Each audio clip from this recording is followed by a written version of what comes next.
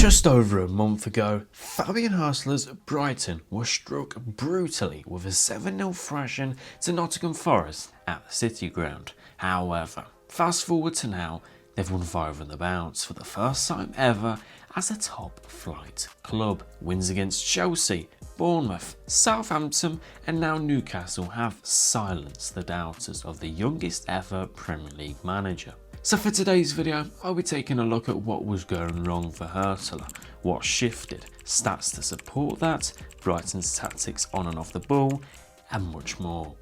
Let's go. So Brighton before this run had won 2 out of their previous 12 games, drawing a bunch and conceding a bunch too. Although this doesn't seem like the catastrophic run made out, it was a lot of fortune and unconvincing performances that were building up and up, which led to a big car crash on one early kickoff on a Saturday morning in Nottingham. I did a video delving into the detail on everything that went wrong for Brighton, but I'll summarise quickly. Huge complacency, player selection, injuries and the tactical setup. I said at the end of the video that he needed to find solutions, otherwise he wouldn't survive in Premier League football. Well, I think he might have just found those. The style has slightly changed. Hürzeler's side has become more direct, fast, a bigger wide threat again, transitionally more threatening, but also better balanced in both departments. And this has led to more defensive solidity and more chances created. Defensively in the last 5 games, only 3 goals have hit the Brighton net, with 2 clean sheets and an average of 0.94 XG conceded per 90. In the previous 5 before that, it was sitting at 1.38, so much higher. Going forward, they've been devastating too. 13 goals in the last 5, 13.8 shots per 90 and 5 big chances created per 90.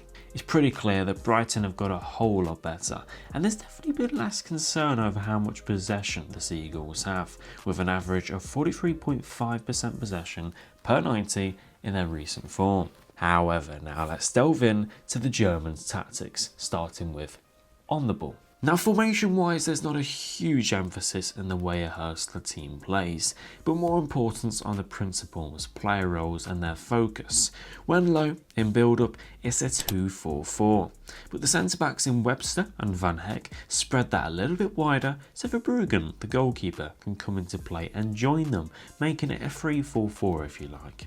They enjoy 6 players within this phase to help them play through teams, but sometimes it can be 5, making a knock-on effect down the sides. You see, because the goalkeeper comes into play, that forces the centre-backs wider, which can present the left-back with the opportunity to push further forwards, which then pushes the left winger, usually inside. They don't always do this, they usually maintain the 2-4-4, but against certain setups and certain teams when the time is right, they can, like Southampton here for instance. With this 2-4-4 setup from deep with the goalkeeper, it gives them that +1 in possession, it allows them to stretch the opponents in their press and also keep everybody close by in passing build-up. The midfield pairing play pretty close to the centre-backs to make passing combos that little bit easier, with the pass out wide to the fullback accessible for them too. There's flexibility to the 2 midfielders too though, as one of them could be in front of the other, they can be directly next to each other,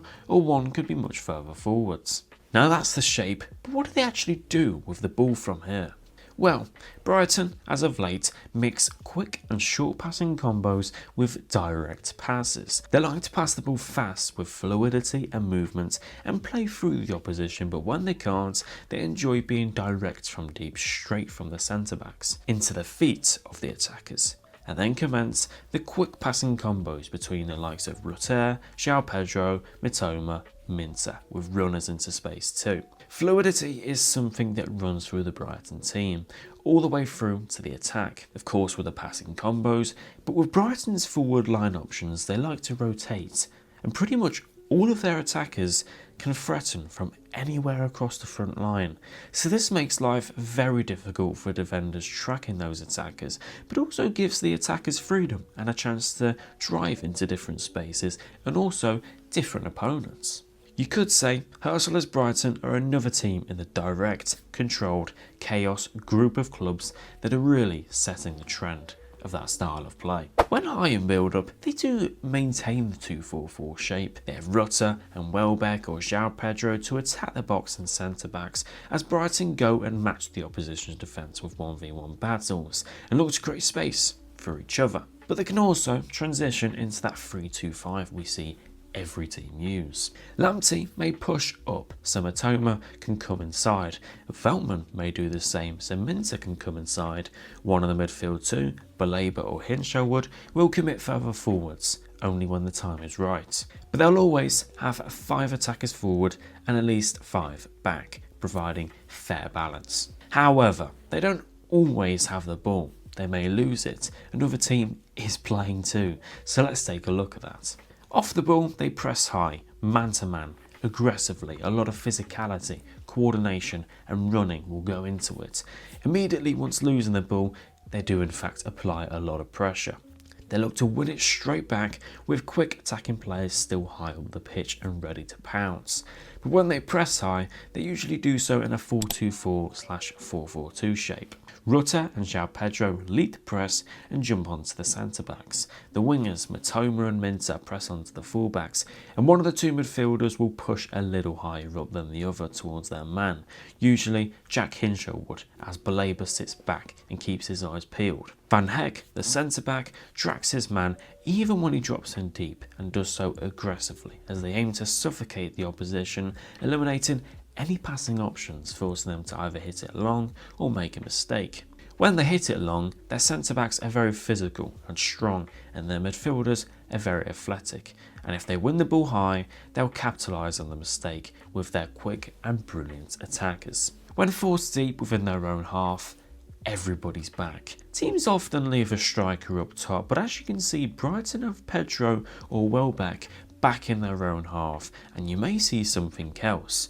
Yankuba Minteh joins the back line at right wing back, which pushes the right back to right centre back, making a 5-4-1 that does transition into a 5-2-3 when the opponents go backwards. With so many players back, it completely reduces the space for any opposition to attack and also invites them to commit more men forward. So when a turnover occurs, Brighton hit the brakes straight away.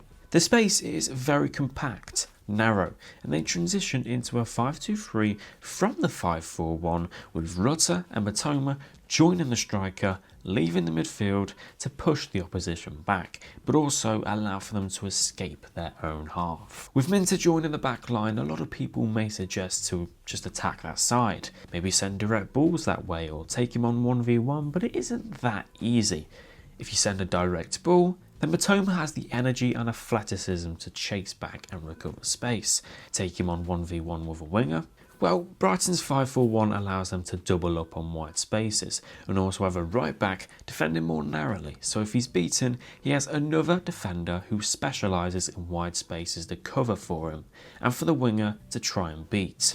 All of this whilst also having one of Baleba or Hinshelwood potentially helping him out and covering too. This particular setup that Fabian Hürzeler has implemented has brought balance, defensive solidity once again, and overall success for Brighton's form and league position. Dropping Minteh into the back line is something I like a lot. It's awfully familiar to what David Moyes did at Everton when he first joined, because he did something very similar with Lindstrom, the right winger, into right wing back that actually defeated Brighton in their own backyard 1-0. It's an off-the-ball structure teams should use if they're ever struggling defensively and need to bring back or maintain defensive success again, and Brighton sure needed to do that after the 7-0 smashing and the 2 clean sheets in 16 games prior to this impressive run.